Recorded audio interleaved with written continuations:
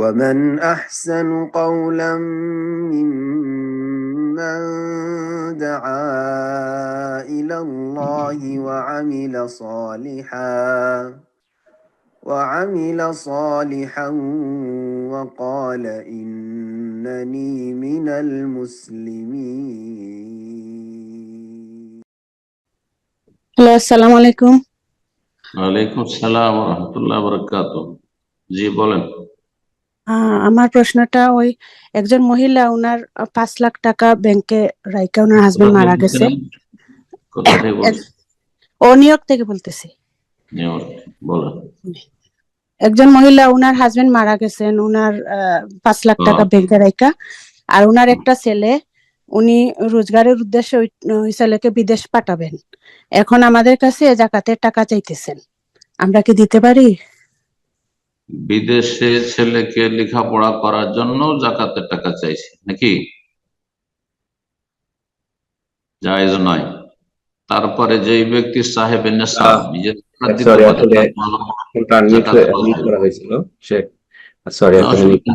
আমি বুঝে নিয়েছি, রোজগারের উদ্দেশ্যে পাঠাবেন, উনারা রোজগারের কিছুই নাই। রোজগার কিছু নেই তো সেই ছেলে, প্রথম কথা, যে ব্যক্তি মারা গেছে তার যে টাকাটা আছে সে টাকাটা ভাগ হবে। টাকাটা শুধু মা রেখে দেবে এটা জায়েজ নয়। মানুষ মরে যাওয়ার পরে তার টাকা পয়সায় সমস্ত ওয়ারিসিন যারা উত্তরাধিকারী আছে তাদের হক বসে যায়। একজন সেটা কুক্ষিগত করে রাখতে পারবে না। আমাদের সমাজে যেটা করে, স্বামী মারা গেছে, 5 লাখ টাকা আছে, সেটা মা পুরোটা রেখে নিল, এটা জায়েজ নয়। পুরোটা ভাগ হইতে হবে, সাথে সাথে যত তাড়াতাড়ি সম্ভব সেটা ভাগ বন্টন হইতে হবে ওয়ারিসিনদের মাঝে। ঋণ যদি থাকে ঋণ পরিশোধ করে দেওয়ার পরে, ওসিয়ত থাকে ওসিয়তের বাস্তবায়ন, বুঝা গেছে। কাফন দাফনের খরচ থাকে তো সেটা আগে, 1 নম্বরে কাফন দাফনের খরচ, 2 নম্বরে ঋণ পরিশোধ, 3 নম্বরে ওসিয়ত, 4 নম্বরে ভাগ হয়ে যাবে। যত তাড়াতাড়ি সম্ভব সেটা ভাগ হয়ে যাবে।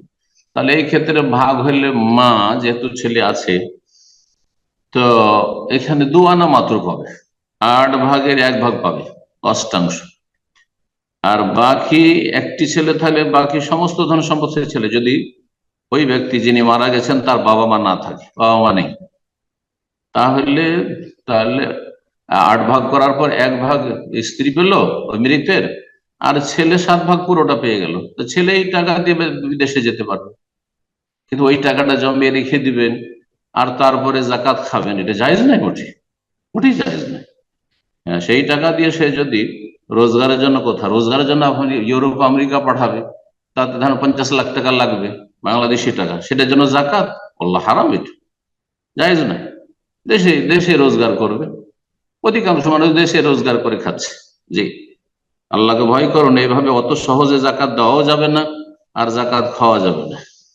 ইন্নামা সাদাকাতু লিল ফুকারা ওয়াল মাসাকিন, আল্লাহ স্বয়ং ভাগ করে দিয়েছেন সূরা তাওবার আয়াত নম্বর 60-এ। হয় ফকির হইতে হবে, না হয় মিসকিন হইতে হবে। এই ছেলেকে ফকিরও বলা যায়, মিসকিনও বলা যাবে না। যার কাছে ধরেন 8 লাখ টাকার মধ্যে 1 লাখ টাকা যদি কমে, তো তার কাছে আছে 7 লাখ। 5 লাখই হলো তো প্রায় তার কাছে আছে 3.5 লাখ টাকার বেশি, বোঝা গেছে তো। বা তার 4 লাখের বেশি, 4 লাখের বেশি। তো যাই হোক, তার জন্য জাকাত খাওয়া জায়েজ হবে না, আল্লাহু আ'লাম। এরপর যা প্রশ্ন করবেন সাজিদুল করিম, আপনি প্রশ্ন করুন। আসসালামু আলাইকুম ওয়া রাহমাতুল্লাহ। ওয়ালাইকুম আসসালাম ওয়া রাহমাতুল্লাহি ওয়া বারাকাতুহু। জি, আমি জামিলনগর বগুড়া থেকে বলেন। মতিউর রহমান ভাই, আমার এই সালাত কেন্দ্রিক ছোট্ট 3টা প্রশ্ন ছিল। একটা প্রশ্ন ছিল, দিনের বেলায় একাধিক কাজা সালাতের কিরাত যদি উচ্চ স্বরে হয় তাহলে কি সেই সালাতগুলো কি উচ্চ স্বরেই পড়তে হবে? আর 2 নম্বর প্রশ্ন, পিছনের কাতারের মুক্তাদি সালাত শেষ না হলে তার সামনে সূত্রা রেখে যাওয়া যাবে কি? আর 3 নম্বর প্রশ্নটা হলো, কিরাত পড়ার সময় বিভিন্ন সূরার যে প্রশ্নবোধক আয়াত সমূহ থাকে, এটার উত্তর কি শুধু ফরজ সালাতে দিব না সুন্নত নফল সালাতেও হবে? জাযাকাল্লাহ। এতগুলো প্রশ্ন মনে থাকে, আপনি লিখে নিয়ে এসেছেন। প্রথম প্রশ্ন ইকরাম ভাই, কারণ দ্বিতীয় তৃতীয় শুনতে গিয়ে প্রথম প্রশ্ন উঠে যায় অনেক সময়, এত মনে রাখা সম্ভব নয়। প্রথম প্রশ্ন ছিল ওনার যে সালাতের ক্ষেত্রে, মনে আছে না আপনি বলে গেছেন? শেখ আমি একাধিক উনি কোনো একটা একাধিক হ্যাঁ মুশকিল। দ্বিতীয় প্রশ্ন মনে আছে আমার, দ্বিতীয় প্রশ্ন বললেন যে কেউ সালাত পড়ছে, সূত্রা আমি রেখে দিলাম, তার সঙ্গে সে সূত্রা রাখেনি, দিয়ে সামনে দিয়ে চলে গেলাম, জায়েজ কিনা? হ্যাঁ, আপনি হারাম থেকে বাঁচবেন, আপনাকে বের হইতে হবে, না জায়েজ থেকে বাঁচবেন। সেই ব্যক্তি সুন্নতের খেলাফ কাজ করেছে, তাকে সহযোগিতা করলেন সুন্নত আদায়ের জন্য, তাকেও গুনাহ থেকে বাঁচার জন্য সহযোগিতা করলেন, আপনিও গুনাহ থেকে বাঁচেন, এটা করতে পারবেন। জি, তারপরে মনে আছে আর প্রশ্ন বলেন? না শেখ, আমি আসলে নোট করতে শুরু করছিলাম, আমি সময় পাইনি, উনি দ্রুত প্রশ্ন করছেন লিখিত। আসলে 3টা করে প্রশ্ন এইভাবে আমরা না করে রাস্তা খালি চলে। ঠিক আছে, একটা প্রশ্ন হলো, বাকি ইনশাআল্লাহ স্মরণে আসলে অথবা যদি সময় হলে। আচ্ছা শেখ, আমি ওনাকে আনমিউট করে দিচ্ছি যদি। জি সাইদুল কাইম, আপনি জাস্ট আবার একটা প্রশ্নটা করেন। প্রথম প্রশ্ন শুধু। জি জাযাকাল্লাহ। আমার প্রথম প্রশ্ন ছিল যে দিনের বেলায় যে দিনের বেলায় একাধিক কাজা সালাতের কিরাত যদি উচ্চ স্বরের হয়ে থাকে, ওই বুঝে নিচ্ছি, আপনি শুরুটা বললে বুঝে নিচ্ছি। দিনের বেলায় কাজা করছেন রাতের সালাত, জেহেরির সালাত, তো যেই রকম কোয়ালিটির সালাত সেই রকম ভাবে আদায় করাটাই উত্তম। ফজরের সালাত সূর্য ওঠার পরে কেউ যদি আদায় করে, তার উচ্চস্বরে তেলাওয়াত করে, এটি সুন্নত, কিন্তু কাজটি সুন্নত। কেউ যদি মনে মনেও পড়ে নেয় জোহরের মতো করে, তো জায়েজ। কথা বোঝা গেছে? জোহরের সালাত যখন আদায় করে মাগরিব, আসরের সালাত আদায় করে মাগরিব পরে, তবে মনে রাখবেন যে শখ করে, হ্যাঁ আমি ইচ্ছা করে ঘুমিয়েছিলাম, কাজের ব্যস্ততায় ছিলাম, আর আমি সালাতের টাইম পার করে কাজা করছি, এরকম নামাজ কবুল হয় না। এই নামাজ কবুল হয় না, সেই ব্যক্তিকে তওবা করা ফরজ, সে কুফরি কাজ করেছে ভক্ত পার করে, আউযুবিল্লাহ। কিন্তু মান্নামান সালাতিন আও নাসিহা, অনিচ্ছাকৃত ঘুমিয়ে থেকে গেছিল অথবা ভুলে গেছিল, দুটি ক্ষেত্রে। কথা বোঝা গেছে? অসুস্থ ছিল সেই জন্য 3-4 ওয়াক্ত কাজা করে দিয়েছে, না না জায়েজ না। যতক্ষণ হুঁশ আছে সময় মতো, অথবা 2 ওয়াক্ত জমা করতে পারে, জোহর আসর জমা করতে পারে, মাগরিব এশা জমা করতে পারে। অসুস্থ ব্যক্তি 2 ওয়াক্ত জমা করতে পারবে, জোহর আসর একসাথে আর মাগরিব এশা একসাথে। 3 বারে তাকে 5 ওয়াক্ত সালাত পড়তে হবে। আর এই নয় যে 2-4-5 ওয়াক্ত এমনি কাজা করে দিয়ে শখ করে কাজা করছে, এরকম জায়েজ নয়, এভাবে সালাত আদায় হয় না। ইমাম ইবনে তাইমিয়া রাহিমাহুল্লাহ বলেছেন। জি, তো ইনশাআল্লাহ আমরা আরেকজনকে সুযোগ করে দিচ্ছি, প্রশ্ন করবেন মুস্তফা রেজা, আপনি প্রশ্ন করুন। আসসালামু আলাইকুম শেখ, আমি হিউস্টন টেক্সাস থেকে বলছি। জি বলেন। আমার কোশ্চেন হলো যে একজন ব্যক্তি তার মৃত্যুর পূর্বে তার সয় সম্পত্তি ইসলামিক শরিয়ত মোতাবেক বন্টন না করে তার ছেলে মেয়েকে সমান অধিকার দেওয়ার জন্য রাষ্ট্রীয় আইন মোতাবেক ওয়াকফ করে মৃত্যুবরণ করেন, এটা কি সঠিক ছিল কিনা? আর যদি সঠিক না হয়ে থাকে তাহলে এর জন্য কি মৃত ব্যক্তি দায়ী থাকবেন কিনা, এবং বর্তমানে তার জন্য কি করতে হবে, মানে সম্পত্তিটা কি করতে হবে? জি জি, মিরাস, পরিত্যক্ত ধন সম্পদ স্বয়ং আল্লাহ ভাগ করে দিয়েছে সূরা নিসায়। সুতরাং এই ক্ষেত্রে কারো হস্তক্ষেপ জায়েজ নাই। যেই ব্যক্তি এই ধন সম্পদের মালিক ছিল, মারা যাওয়ার পরে তার মালিক নয়, সুতরাং আগে সে সমান সমান ভাগ করে দিলে এটা জায়েজ করেনি, না জায়েজ কাজ করেছে। এই ক্ষেত্রে তার এই হস্তক্ষেপ জায়েজ নাই। অন্য লোককে দান করে দিতে পারে, আল্লাহর ভরসা আছে, সে অন্য লোককে দান করে দিতে পারে তার ওয়ারিসিন ছাড়া। কিন্তু ওয়ারিস উত্তরাধিকারীর ছেলে মেয়েদেরকে সমান সমান আমি ভাগ করে দেবো, আল্লাহর ভাগে সন্তুষ্ট নয়, যদি এই ধারণা থেকে থাকে তো সে বড় কুফরিতে মারা গেছে। আর যদি সে অজ্ঞতার কারণে এরকম কাজ করে থাকে অথবা সরকারি আইন মানতে গিয়ে, তাহলে সে কাবিরা গুনাহ করেছে। কারণ আল্লাহর নাফরমানি করে কোন সরকার আইন মানা জায়েজ না। গুনার কাজ করে স্বামীর কথা মানা জায়েজ নাই, স্ত্রীর কথা মানা জায়েজ নাই, বাপ মায়ের কথা মানা জায়েজ নাই। কথা বোঝা গেছে? আল্লাহর কথা আগে মানতে হবে, তারপরে সরকারের কথা মানতে হবে, তারপরে বড়র কথা মানতে হবে। সুতরাং যেসব আইনগুলি সাংঘর্ষিক ইসলামের সাথে, সে আইনগুলি মানা যায় না। সেই ক্ষেত্রে ঠিক আছে, তার বিরুদ্ধে আমরা আন্দোলন করতে যাচ্ছি না, ঠিক আছে, সেখানকার আইন আছে, কিন্তু সেই আইন আমি মানবো না, বাস আমি নীরব থাকবো এবং সেটাকে এড়িয়ে চলবো। জি, সেটাকে অ্যাভয়েড করবো। তো এই কাজ যে করে গেছেন তিনি গুনার কাজ করে গেছেন, যদি আল্লাহর যে ভাগ বন্টনে সন্তুষ্ট না হইতে পারেন তাহলে বড় অপরাধ করেছেন, কুফরি কাজ করে গেছেন। আল্লাহ না করে এমনটা হয়। আর যদি তিনি অজ্ঞতার কারণে অথবা নিজের দেশের আইন মানার জন্য কাজ করেন তাহলে কাবিরা গুনাহ করেছেন। এর সমাধান হচ্ছে যে ধন সম্পদগুলি ফিরে আসবে, আর তারপরে যেভাবে আল্লাহ ভাগ করেছেন সেই ভাগে তারা ছেলে মেয়েরা ভাগ করবে। লিজাকারি মিসলু হাযিল উনসায়াইন। প্রথম আয়াতে মিরাসের আল্লাহ বলছেন ইউসিকুমুল্লাহু ফি আওলাদিকুম লিজাকারি মিসলু হাযিল উনসায়াইন। আল্লাহ তোমাদেরকে নির্দেশ দিচ্ছেন তোমাদের ছেলে মেয়েদের ক্ষেত্রে যে ছেলে সন্তানকে দ্বিগুণ দেবে মেয়ের তুলনায়। দুই মেয়েকে যতটা দেবে এক ছেলেকে ততটা দেবে, কারণ ছেলেদের দায় দায়িত্ব অনেক বেশি, মেয়েদের তেমন কোন দায় দায়িত্ব নেই। বাবার বাড়ি থাকলে বাপের ওপর দায় দায়িত্ব, ভাইয়ের বাড়িতে থাকলে ভাই সাবালক ভাই রয়েছে তার দায় দায়িত্ব ভরণ পোষণের, স্বামীর ঘরে চলে গেলে স্বামীর দায় দায়িত্ব ভরণ পোষণের, কোনো দায় দায়িত্ব নেই সাধারণত মহিলাদের। তারপরে তাদেরকে যে এক ভাগ দেওয়া গেছে সেটা তাদের জন্য অনেক বেশি। জি, আল্লাহ এইভাবে ভাগ করেছেন, তাতে সন্তুষ্ট থাকতে হবে। জাযাকুমুল্লাহ খাইর। বারাকাল্লাহু ফিক। এরপর যা প্রশ্ন করবেন সুরাজ এস কে, আপনি প্রশ্ন করুন। সুরাজ এস কে, ফোনটা আনমিউট করে নিন, প্রশ্ন করুন।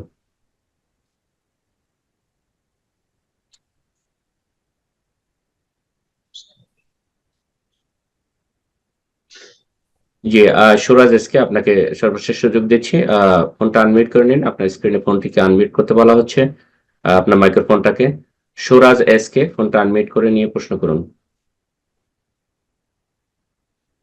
ইনশাআল্লাহ এই পর্যায়ে প্রশ্ন করবেন শাহিদা আক্তার, আপনি প্রশ্ন করুন। আসসালামু আলাইকুম ওয়া রাহমাতুল্লাহি ওয়া বারাকাতুহু। ওয়ালাইকুম আসসালাম ওয়া রাহমাতুল্লাহি ওয়া বারাকাতুহু। জি, আমি লন্ডন থেকে বলছি। আমাদের এখানে আমরা জুম্মার নামাজ পড়তে যাই। তো জুম্মার নামাজ যখন পড়তে যাই দেখি অনেক বোনরা আজান দেওয়ার সাথে সাথে সুন্নাত পড়ে। সুন্নাত নামাজ কি পড়া যায় তখন? আজান মানে প্রথম আজান, যেটা জি। খুতবার সময়ের আজান নয়, তাই না? না না না, হ্যাঁ প্রথম আজান। প্রথম আজান, প্রথম কথা, প্রথম আর দ্বিতীয় আজানের মাঝখানে 2-4-5 মিনিট শুধু ব্যবধান রাখা, এটা সুন্নতের খেলাফ কাজ। প্রথম আজান যদি দুটো আজান দিতে হয় তাহলে দুই আজানের মাঝখানে কমপক্ষে আধা ঘন্টা থেকে 1 ঘন্টা ব্যবধান থাকতে হবে, যাতে করে প্রথম আজানটা শুনে মানুষ কাজকর্ম ছেড়ে, ব্যস্ততা ছেড়ে, গোসল করে তাড়াতাড়ি করে এসে সে খুতবার আগে হাজির হইতে পারে, খুতবা শুরু হওয়ার আগে হাজির হইতে পারে। আর এই যে হানাফি মসজিদগুলোতে একটা আজান হইলো আর তারপর 1-2 মিনিটের মধ্যে আরেকটা আজান, 2 রাকাত সালাত পড়তে পড়তে আরেক আজান হয়ে গেল, এটা একেবারে সুন্নতের খেলাফ। জি, এটা মোটেই সহি নাই। জি, এটা জেনে নেওয়ার পরে বলবো যে এই অনেকের অভ্যাস আছে যে প্রথম আজান হওয়ার পরে 2 রাকাত পড়া, এর কোনো দলিল নেই, তবে নফল পড়া জায়েজ। যতক্ষণ খুতবা শুরু হয়নি ততক্ষণ নফল পড়া জায়েজ। খুতবা শুরু হওয়ার পরে বাইরে থেকেও যদি আসে তো তাহিয়াতুল মসজিদ পড়া হচ্ছে তার জন্য সুন্নাত। আর তাহিয়াতুল মসজিদ 2 রাকাত মাত্র, তার বেশি অতিরিক্ত নফল পড়া খুতবা চলা অবস্থায় জায়েজ নাই। তো এই যে অভ্যাসটা রয়েছে মানুষের, এটি খুব বেশি হলে নফলের নিয়তে জায়েজ, কিন্তু এই ধারণা রাখা যে প্রথম আজান শেষ হইলেই উঠে 2 রাকাত 4 রাকাত নামাজ পড়তে হবে, এটি সুন্নাত দ্বারা প্রমাণিত নয়, এটি ভুল আমল। নফলের নিয়তে জায়েজ, আর যদি এটাকে সুন্নত মনে করে পড়ে তাহলে এটি আমল ভুল, সুন্নতের খেলাফ। আল্লাহ তাআলা আলাম। জি, জাযাকাল্লাহ খায়ের। তো প্রশ্ন করবেন সুরাজ এসকে, আপনি ফোনটা আনমিউট করে নিন, প্রশ্ন করুন। আসসালামু আলাইকুম ওয়া রাহমাতুল্লাহ। সাহেব, ওয়ালাইকুম আসসালাম ওয়া রাহমাতুল্লাহি ওয়া বারাকাতুহু। জি সাহেব আমি মুর্শিদাবাদ ফারাক্কা থেকে। বলেন। সাহেব, আমার প্রশ্ন হচ্ছে যে একটি হাদিস যে বেতর নামাজের পরে 2 রাকাত বসে নামাজ পড়া সুন্নাহ, এবং এটা ফজিলত হচ্ছে যে তাহাজ্জুদ নামাজের সওয়াব পাবে। তো এটা কি আম ভাবে সবাই হাদিসের উপর আমল করতে পারে, নাকি তাদের জন্য যারা রাতে তাহাজ্জুদের সালাতের জন্য উঠবে তাদের জন্য, নাকি সবার জন্য? একটু এটা স্পষ্টভাবে বুঝে বলবেন সাহেব। বেতর সালাতের পরে নবী সাল্লাল্লাহু আলাইহি ওয়াসাল্লাম বসে 2 রাকাত সালাত আদায় করেছেন, সেটা তাহাজ্জুদের পরে বেতর পড়েছেন আর বেতরের পরে বসে সালাত আদায় করেছেন। সুতরাং সহিহ সুন্নাহ হচ্ছে কোন ব্যক্তি তাহাজ্জুদ গুজার হলে দীর্ঘ সময় তাহাজ্জুদ পড়েছেন আর তারপরে বেতর পড়লেন, আর তারপরে 2 রাকাত বসে পড়লেন, তো তার জন্য এটি সুন্নাত, মানে ঠিক আছে, তিনি ঠিক করেছেন। কিন্তু এশা পরে সুস্থ মানুষ মসজিদে, নবী সাল্লাল্লাহু আলাইহি ওয়াসাল্লাম মসজিদে এরকম বসে বসে পড়েছেন, জীবনে কেউ প্রমাণ করতে পারবে কোন সাহাবী মসজিদে বসে বসে নফল পড়েছেন এরকম সুস্থ মানুষ আয়েশা পরে ভেতরে পড়ে না, কখন প্রমাণ করতে পারবে? তাহলে এই আমলটি যে হানাফি সমাজে প্রচলিত, যে এশা ফরজ পড়লো তারপরে সুন্নত পড়লো যা পড়ার, আর তারপরে ভেতর পড়লো, আর ভেতর পড়ার পরে খোঁড়ার লোকের মতো বসে বসে নফল পড়ছে, এটি সুন্নত নয়, ওই ব্যক্তির জন্য সুন্নত নয়। আর যে ফজিলতটি বললেন যে কেউ যদি ভেতরে পরে 2 রাকাত বসে পড়ে তাহলে তাহাজ্জুদের নেকি পাবে, এমন হাদিস আমার জানা নাই সহিহ। জি, কোন কিতাবে আছে হাদিস, সহিহ হাদিস যদি আমাকে পাঠিয়ে দিতে পারেন তাহলে জাযাকাল্লাহ খায়র, না হলে এইরকম কথা সহিহ হওয়ার কথা নাই। জি, আল্লাহু হাযা মা ইনদি, আল্লাহু তাআলা আলাম। জি, জাযাকাল্লাহ খায়ের। প্রশ্ন করবেন শুভ, আপনি প্রশ্ন করুন। শাইখ আসসালামু আলাইকুম ওয়া রাহমাতুল্লাহ। ওয়ালাইকুম আসসালাম ওয়া রাহমাতুল্লাহি ওয়া বারাকাতুহু। জি, বগুড়া থেকে বলছিলাম, বাংলাদেশ। বলেন। শাইখ, প্রশ্নটা হলো যে আমরা যখন কর্মজীবনে ঢুকে যাই, মানে আমাদের কাঁধের উপর যখন মানে দায়িত্ব পড়ে যায়, ধরেন স্ত্রী সন্তান কিংবা মা বাবা কিংবা ভাই বোন যারই হোক, যখন রুজি রোজগার মানে আমার আমার আমার অধীনস্থে কিছু লোকরা আছে, এদের জন্য যখন রুজি রোজগার করি, তখন তো এটা আমার জন্য ফরজ কিছু কিছু ক্ষেত্রে। তো যখন আমি কাজের জন্য বের হচ্ছি, সারাদিন তো এই কাজের মধ্যেই যায়, তো এই কাজের দ্বারাও কি আমি নেকি পাচ্ছি? এইটা হলো আমার শাইখ প্রশ্ন। জি জি, অবশ্যই অবশ্যই। নবী সাল্লাল্লাহু আলাইহি ওয়াসাল্লাম বলেছেন যে কোন ব্যক্তি যে একটা লোকমা তার স্ত্রীর মুখে উঠিয়ে দিচ্ছে, এর মানে নয় যে বিনোদনের জন্য লোকমা উঠিয়ে দেওয়া, এটা একটা অর্থ মাঝে মধ্যে কখনো, কিন্তু উদ্দেশ্য হচ্ছে যে আপনি স্ত্রীর খাবারের ব্যবস্থা করেছেন, ভরণ পোষণের, হ্যাঁ, তার যে ব্যয় বহন করতে হবে, এটিও সাদাকা, স্পষ্ট হাদিস রয়েছে। জি, তারপর কুল্লু মারুফিন সাদাকা, যে কোনো ভালো কাজ সাদাকা। বাপ মাকে খাওয়ানো অনেক ভালো কাজ, অনেক সময় ফরজ, আর ফরজ না হলে অনেক কমপক্ষে মুস্তাহাব, হ্যাঁ, অতিরিক্ত নফল কাজ যেটা জান্নাতের কাছাকাছি করবে, জাহান্নাম থেকে দূর করবে। আর তারপরে ছোট ভাই বোনদেরকে খাওয়ানো অনেক সময় ফরজ, ফরজ না হলে সুন্নাত না, বড়দের বড় ভাই বোনদেরকে, আত্মীয় স্বজন, যে কোনো মুসলিমকে, এমনকি অমুসলিমকে খাওয়াইলো নাকি, এমনকি পশু পাখিকে খাওয়াইলো তো নাকি। তাহলে যে কোনো মানুষ রোজগার করে, সেটা ফরজের স্তরে হোক অথবা নফলের স্তরে, এমনকি নিজের পেটের জন্য। আপনি অন্যের কথা কেন বলেন? নিজের প্রথম কথা, রোজগার করা আপনার পেটের জন্য ফরজ, আপনার হালাল রুজি তলাশ করা আপনার ফরজ, যে আপনাকে হালাল পোশাক পরতে হবে, হালাল খেতে হবে, আপনাকে হালাল পয়সা দিয়ে আপনাকে বাড়িঘর তৈরি করতে হবে, বাসা ভাড়া দিতে হবে। তো এটা প্রথম ফরজ, আগে আপনার খরচ ফরজ, তারপরে অন্যের পর আপনার স্ত্রী ছেলে মেয়ের পর। বুঝা গেছে? তো একজন মানুষ যদি অবিবাহিত হয় আর নিজের পেটের জন্য শুধু রোজগার করে, সেটাও তার জন্য সাদাকা। হ্যাঁ, সেটা নিজের উপর সাদাকা করেছে, সাদাকার নেকি পাবে। কুল্লু মারুফিন সাদাকা, প্রসিদ্ধ হাদিস। প্রত্যেকে নেকির কাজ, কল্যাণমূলক কাজ হচ্ছে সাদাকা। বারাকাল্লাহ। ইসলাম অত্যন্ত ব্যাপক। জি, সৎ নিয়ত যদি থাকে তো মানুষ ঘুমিয়েও নেকি পাবে। নেক নিয়ত নিয়ে এসা পরে তাড়াতাড়ি ঘুমিয়ে গেল কিসের জন্য? যে আমি তাহাজ্জুদ পড়তে উঠবো, অথবা ফজরটা যাতে জামাতে পড়তে পারি, ফজর না মিস যায় আমার, আর দেরি করে শুইলে আমি ফজর, আমার 5-6 ঘন্টা ঘুম কমপক্ষে হইতে হবে, না হলে ফজর পড়তে কষ্ট হবে, এই নিয়তে ঘুমাচ্ছে, ঘুমটাও সাদাকা তার জন্য, ঘুমটাও নেকি। সমস্ত নেকা, সমস্ত মানুষ, মুসলিম জীবনটাই হচ্ছে ইবাদতের জীবন। মুসলিম জীবনটা হচ্ছে পুরোটাই এবাদতের জীবন, হয় সরাসরি এবাদতে লেগে আছে, না হয় এবাদতের সহযোগী কাজ করছে। খাওয়া দাওয়া কি যেন করছেন? সুস্থ থাকবো, সুস্থ থেকে আল্লাহর ইবাদতবন্দি করবো। জি, তো খাওয়া দাওয়া নেকির কাজ, জি, পানি পান করা নেকির কাজ, সমস্ত কাজ, মুসলিম জীবনের সমস্ত কাজ নেকির কাজ। বাস নিয়তে কি থাকতে হবে? প্রশস্ততা থাকতে হবে, যে আমি সব জায়গায় ইহতিসাব, নেকির নিয়ত করি, যে কোনো কাজ করি নেকির নিয়তে, ডিউটি যাচ্ছি নেকির নিয়তে, হ্যাঁ, যে কোনো ক্ষেত্রে। জি, কাউকে টেলিফোন করছি খোঁজ খবর নেওয়ার জন্য, নেকির নিয়ত, কি আমার খোঁজ খবর নেয় না, তারপর আমি খোঁজ খবর নিচ্ছি, নেকির নিয়ত। জি, বারাকাল্লাহ ফিক। আমিন। প্রশ্ন করবেন মোহাম্মদ ইমরান, আপনি প্রশ্ন করুন। আসসালামু আলাইকুম রহমতুল্লাহি ওয়া বারাকাতুহু। সম্মানিত সাহেব, কেমন আছেন জানাবেন? ওয়ালাইকুম আসসালাম রহমতুল্লাহ বরকাত। আলহামদুলিল্লাহ, বলেন, প্রশ্ন বলেন। আমি আল্লাহ ভালো আমি রাখুন। মোহাম্মদ ইমরান, পশ্চিমবঙ্গের মুর্শিদাবাদের বাসিন্দা, কেরালাতে আছি। তো মাশাআল্লাহ, আমার বলেন। জানার আমার জানার বিষয় হলো যে মহিলাদের পর্দা বিষয়ে, যখন হসপিটালে যেতে হয় বাচ্চা ডেলিভারি হওয়ার সময়। তো এটা আমার হুম, শুধু প্রশ্ন না, আমার পরিবার বা অন্যান্য ভাইদেরও প্রশ্নের জন্য করছি, হয়তো এর আগে আমি চান্স পাইনি, তো আজকে করছি। তো অনেক সময় দেখা যায় যে কোনো মহিলা পরিপূর্ণভাবে পর্দা করে, কিন্তু বাচ্চা হওয়ার সময়তে কোনো পরিস্থিতি থাকে না, এই কারণে যখন যাই বাচ্চাটা ডেলিভারি করার জন্য, তো তখন পুরুষ ডাক্তারের মাধ্যমেই করতে হয়। মহিলারাই করে, কিন্তু পুরুষ ডাক্তাররাই সবকিছু করে, চেক আপ থেকে শুরু করে বিভিন্ন। তো এখানে পর্দার খেলাপ হয়। তাছাড়া হুম, এখন সাধারণত আপনার সিজার ছাড়া হচ্ছেই না বাচ্চা, নর্মালে তো কোনো প্রশ্নই নেই। হুম। এমনিতে যদি হচ্ছে নর্মালে, তাও পয়সার জন্য ডক্টররা বলছে নর্মাল হবে না এখন। তো এইখানে বড় ধরনের পর্দার একটা খেলা ঘটে। তো এটা কি স্বামীর গুনাহগার হবে, বা স্ত্রী সেই মহিলাটি কি গুনাহগার হবে? একটু জানিয়ে উপকৃত করবেন। জাযাকাল্লাহু খাইরান। এই গুরুত্বপূর্ণ মাসআলা। মহিলারা, মা বোনেরা যে ডাক্তারের কাছে যাচ্ছেন, সেখানে অনেক সময় তাদেরকে পুরুষ ডাক্তার দিয়ে চেক আপ করাতে হচ্ছে, সেটা ডেলিভারির ক্ষেত্রে হোক অথবা অন্য কোনো শরীরে অঙ্গের চিকিৎসার ক্ষেত্রে হোক। এটা জায়েজ কিনা বা এর জন্য গুনাহগার হবে না কিনা।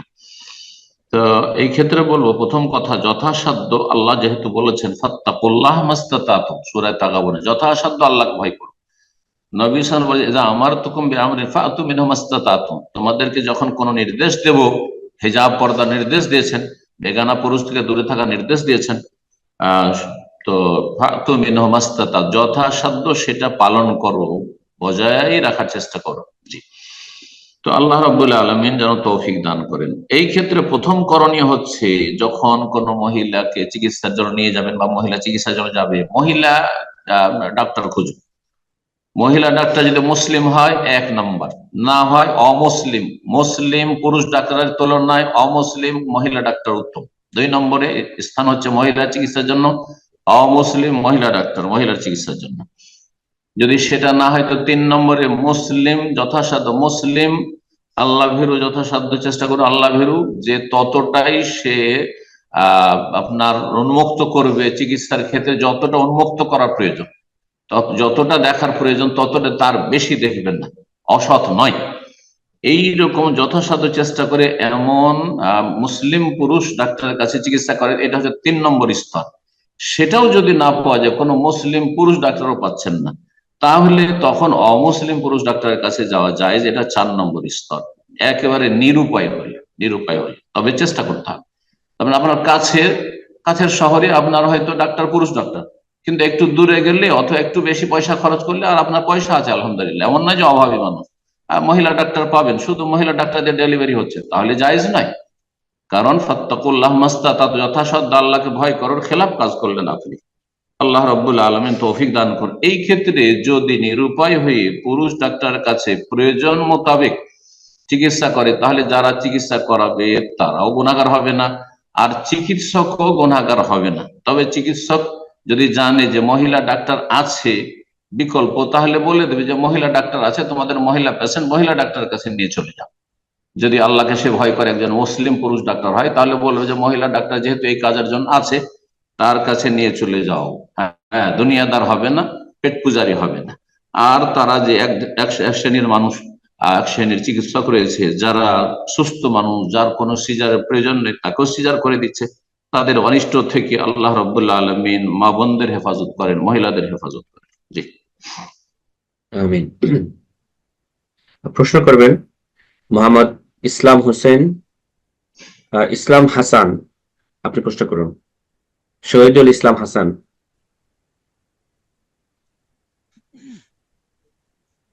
আসসালামু আলাইকুম স্যার। আপনার সাউন্ডটা অনেক কম, আপনি একটু মাইক্রোফোনটা চেক করে নিন।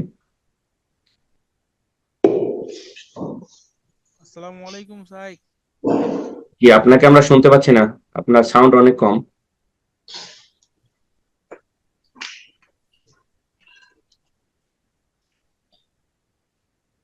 শহীদুল ইসলাম হাসান হাসান আপনার মাইক্রোফোনটা চেক করে নিন, আপনার সাউন্ড অনেক কম, আপনি হয়তো মাইক থেকে একটু দূরে আছেন, আপনি একটু কাছে নিয়ে কথা বলুন।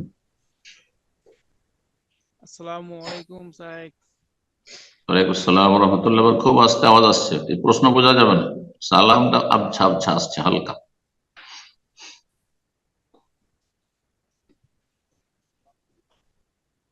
শুনতে পাচ্ছেন সাহেব?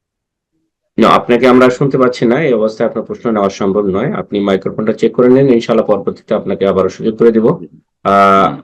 এরপর যা প্রশ্ন করবেন তাহমিনা, আপনি প্রশ্ন করুন।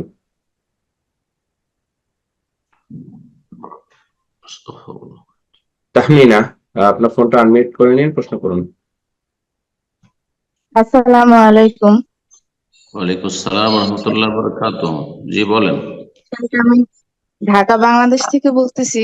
আমার একটা প্রশ্ন ছিল যে আমি শুনছি যে মেয়ে বাবুদের নাকি 7 দিনের মাথায় চুল মানে ফালাইতে হয় না, আসলে এটা কতটুকু শরীয়ত সম্মত একটু জানতে চাচ্ছিলাম আর কি। যদি কন্যা সন্তান হয় তো 7ম দিনে চুল ফেলবেন কিনা এই বিষয়ে একদল ওলামা বলছেন না, মেয়েদের মাথা মুন্ডন যেহেতু হাদিসে নিষেধ আছে সেই জন্য তাদের চুল ফেলা যাবে না। আরবরা অধিকাংশ এর উপরে আমল করে থাকে। কিন্তু আর একদল ওলামা বলছেন নবী সাল্লাল্লাহু আলাইহি ওয়াসাল্লাম যে মেয়েদেরকে নিষেধ করেছেন মাথা মুন্ডন ক্ষেত্রে, মাথা মুন্ডন করতে, সেই ক্ষেত্রে নাবালিকাদের ক্ষেত্রে বলেননি, বলেছেন নাহা রাসূলুল্লাহ সাল্লাল্লাহু আলাইহি ওয়াসাল্লাম, হাদিস রয়েছে, সাহাবী বলছেন নাহা রাসূল আন তাহলিকাল মারআতু রাসাহা, মহিলা বলেছেন, মারআতুন মানে মহিলা, হ্যাঁ, শিশু শিশু কন্যা নয়। সুতরাং এই নিষেধাজ্ঞার অন্তর্ভুক্ত নাবালিকা বা শিশু 7ম দিনের শিশু নয়। আর এই মতটিকে নেওয়া যেতে পারে। সুতরাং কেউ যদি 7ম দিনে মেয়েদের মাথা মুন্ডন করে, নাজায়েজ হারাম যারা বলেছেন তাদের মতটি আমার কাছে প্রাধান্যযোগ্য মনে হয় না। জি, আল্লাহ তাআলা আলাম। মাসলা ইখতিলাফি, যেই মতটিতে আপনার মনে প্রশান্তি হয়, কারণ 7ম দিনে মাথা মুন্ডন আরেকটি হাদিসে যেহেতু রয়েছে, সেখানে মেয়ে আর ছেলের ভাগ করা হয়নি। ইউমিতু আনহুল আযা বা ইউমাতু আনহুল আযা, কষ্টদায়ক বস্তু দূর করা, আর মাতৃগর্ভ থেকে যেই মাথার চুল নিয়ে ভূমিষ্ঠ হয়েছে সেটা দূর করা হাদিস দ্বারা প্রমাণিত। সুতরাং তাতে ছেলে মেয়ে দুটোকে সামিল করা যেতে পারে। আল্লাহ তাআলা আলাম। জাযাকাল্লাহ খায়ের। প্রশ্ন করবেন শহীদুল ইসলাম হাসান। জি, আবার ফোনটা আনমিউট করে নিন, প্রশ্ন করুন।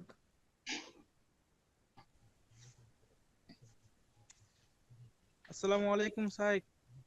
ওয়ালাইকুম আসসালাম রহমতুল্লাহ বারাকাতুহু। শুনতে পাচ্ছেন সাহেব? না শোনা, না শোনাতে শোনাই যাচ্ছে না বললেই চলে। সাউন্ডের অবস্থা আসলে সুবিধা নয়, আমরা এই পর্যায়ে আপনাকে প্রশ্ন নিতে পারছি না। আপনি পরবর্তী প্রোগ্রামে আপনার মাইক্রোফোন চেক করে চেষ্টা করবেন ইনশাআল্লাহ। জাযাকাল্লাহ খায়ের। তো এই পর্যায়ে প্রশ্ন করবেন ফারজানা, আপনি প্রশ্ন করুন।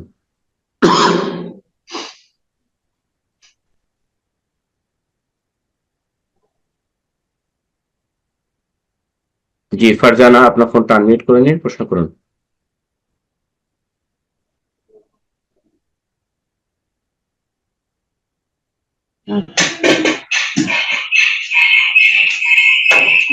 আসসালামু আলাইকুম। ওয়ালাইকুম আসসালাম ওয়া রাহমাতুল্লাহি ওয়া বারাকাতুহু। জি বলেন। ঢাকা বাংলাদেশ থেকে বলছি। আমার প্রশ্ন হচ্ছে, কারো ইনকাম কোনো মাসে আপনার 2 লাখ 3 লাখ বা কোনো মাসে 10 লাখ, তাদের জাকাতের ক্ষেত্রে কি তারা মাসিক জাকাত দিবে হিসাব করে নাকি বাৎসরিক জাকাত দিবে? আর যদি বাৎসরিক হয় তাহলে কিভাবে হিসাব করবে? প্রত্যেক ব্যক্তির যেসব ইনকাম হয়ে থাকে, সেটা কম হোক অথবা বেশি হোক, প্রতি মাসে খাওয়া দাওয়া ইত্যাদি সব খরচ খরচা করে কিছু বেঁচে থাকে প্রত্যেক মাস। কোনো মাসে কম বাঁচে, কোনো মাসে বেশি বাঁচে, এই করতে করতে করতে প্রত্যেক মাসে হিসাব করে জাকাত দেওয়া এটা অনেক জটিল। এই জন্য ওলামারা এইভাবে বলেননি, বলেছেন বছরে একবার জাকাত ফরজ।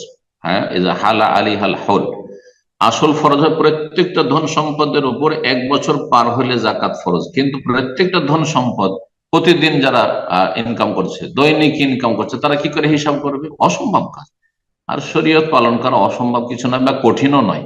ইন্নাদ দ্বীনা ইউসর, দিন সহজ। সুতরাং এই ক্ষেত্রে ওলামারা যেটা পদ্ধতি বলেছেন সেটা হচ্ছে যে গোটা এক বছর যেই দিনটাই বা যেই সময়টাই জাকাত দিচ্ছেন, এই সময়টা মনে রাখবেন যে এই সময়টা আমি জাকাত বের করি।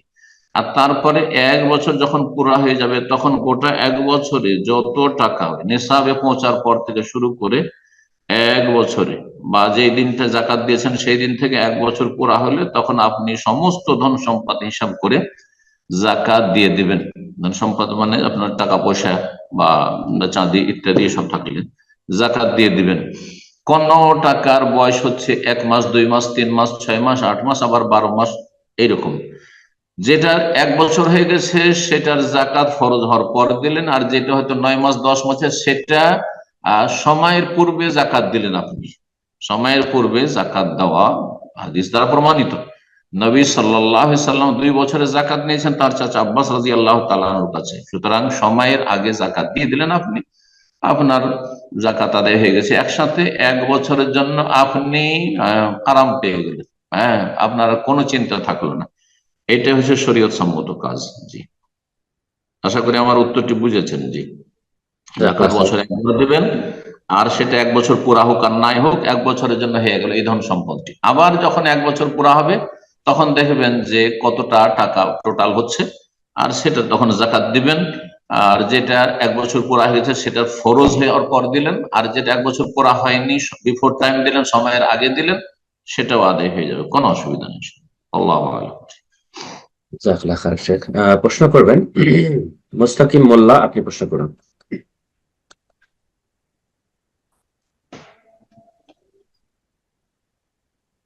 জি, মুস্তাকিম মোল্লা, আপনার ফোনটা আনমিউট করে নিন, প্রশ্ন করুন।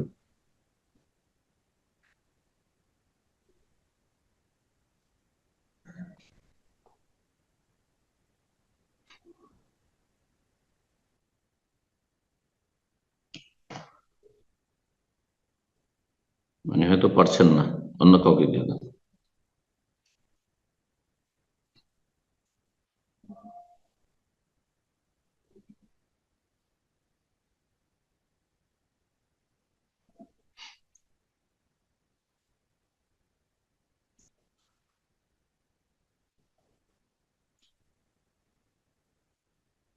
জি, শুনছেন? জি, পর্যায়ে ফাতেমা বেগম, আপনাকে অনুরোধ করবো আপনি ফোনটা আনমিউট করে নিন, প্রশ্ন করুন।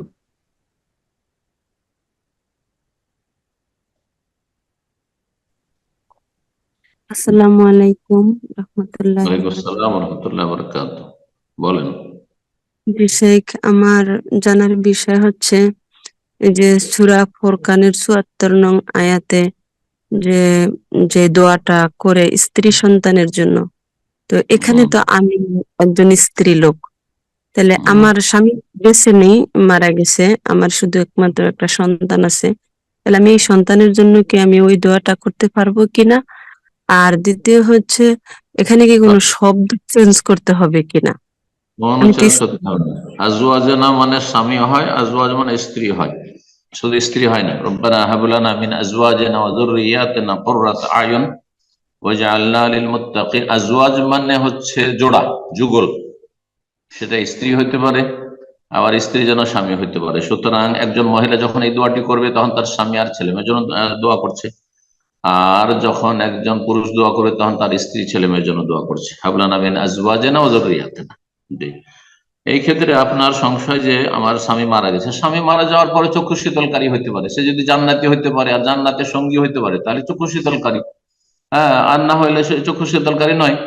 আল্লাহ না করে অনেক বোনের রয়েছে তাদের স্বামীরা জাহান্নামী, বেনামাজি হয়ে মারা গেছে, বেদিন হয়ে মারা গেছে, নাস্তিক হয়ে মারা গেছে, অনেক আছে, বেদিন আছে যে বড় বড় শিরক করে কবর মাজার পূজার আকীদা নিয়ে মারা গেছে, জাহান্নামী তারা।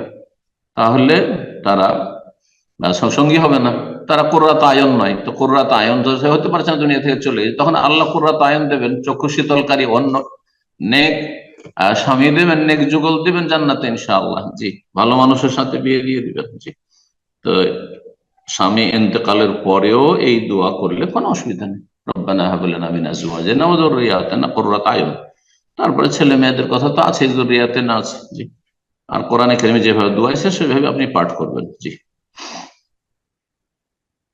জাযাকাল্লাহ খায়ের। প্রশ্ন করবেন মুস্তাকিম মোল্লা, আপনি প্রশ্ন করুন।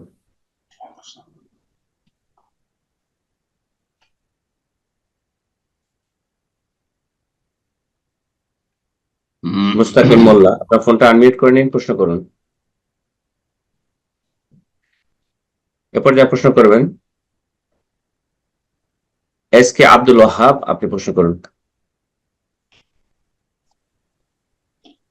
আসসালামু আলাইকুম সম্মানিত শেখ। ওয়ালাইকুম আসসালাম ওয়া রাহমাতুল্লাহি ওয়া বারাকাতুহু। বলেন।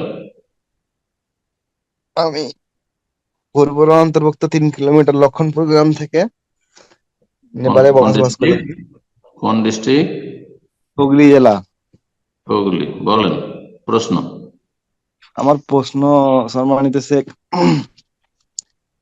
আমি স্বর্ণকার, সোনার কাজ করি। তো একটা ক্ষেত্রে দেখা যায় যে আমাদের অনেক সহি আকীদার ভাইরা অথবা অনেক মুসলিম ভাইরা স্বর্ণকাররা মূর্তি বানায়।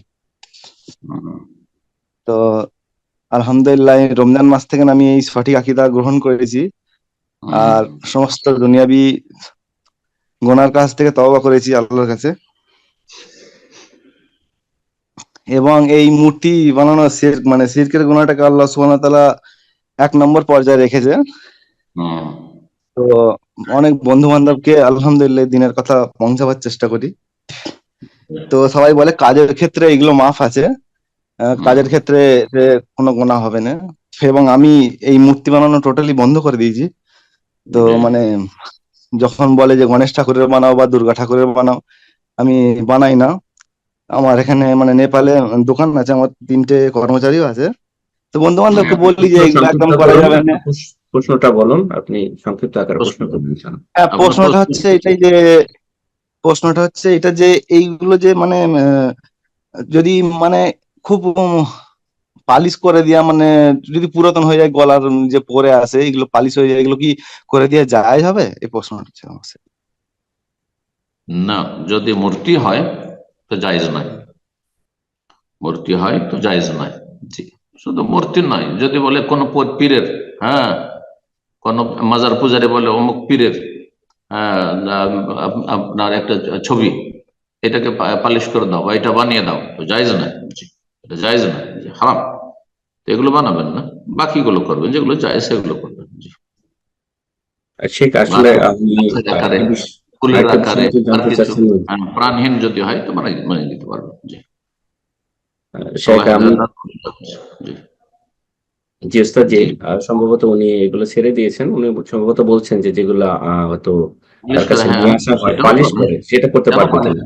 পালিশ বা কেন করে দিবেন? যেখানে ছেড়ে দিয়েছেন পুরোপুরি ছাড়েন, হারাম কাজ ছেড়ে দেন। জি, জায়েজ না। ওকে, ইনশাআল্লাহ। তো আমরা প্রোগ্রামে একদম শেষ পর্যায়ে চলে এসেছি। আমরা হয়তো এখন থেকে একটা বা দুটো প্রশ্নের মাধ্যমে আজকে প্রোগ্রাম শেষ করবো ইনশাআল্লাহ। অনেকে হ্যান্ড রেজ করেছেন, যারা হয়তো সুযোগ পেলেন না, আগামী সপ্তাহে প্রোগ্রামের শুরুতে এসে হ্যান্ড রেজ করবেন ইনশাআল্লাহ। আপনাদের প্রশ্নগুলো আগামী সপ্তাহে নেওয়ার চেষ্টা করবো। পাশাপাশি যারা আজকে প্রশ্ন করার সুযোগ পেয়েছেন, আগামী 2 সপ্তাহ আপনারা প্রশ্ন না করে অন্যদেরকে সুযোগ করে দেবেন ইনশাআল্লাহ। পর্যায়ে প্রশ্ন করবেন আশরাফুল আলম, আপনি প্রশ্ন করুন। আসসালামু আলাইকুম শাইখ। ওয়ালাইকুম আসসালাম ওয়া রাহমাতুল্লাহি ওয়া বারাকাতুহু। জি, বলেন। শাইখ, আমি সাতক্ষীরা বাংলাদেশ থেকে বলছি। জি, বলেন। শাইখ, আমার ছেলের নাম হচ্ছে সিয়াম আব্দুল্লাহ, তার বয়স 4 বছর। তাকে আমি বড় আলেম করতে চাই। শাইখ, আপনি একটু দোয়া করে দিবেন আমার ছেলের জন্য। আল্লাহ কবুল করুন, আল্লাহ তৌফিক দান করুন, আল্লাহ আপনার নেক নিয়ত মনের আশা পূরণ করুন।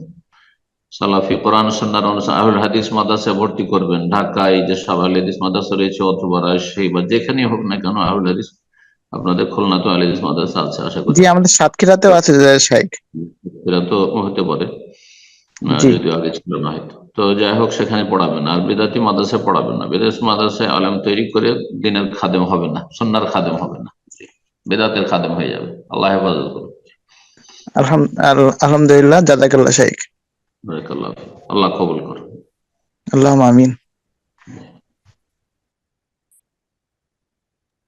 প্রশ্ন করবেন সর্বশেষ প্রশ্ন আজকে, এর মাধ্যমে ইনশাআল্লাহ আমাদের প্রোগ্রাম শেষ হবে। প্রশ্ন করবেন ফারুক হোসেন, আপনি প্রশ্ন করুন।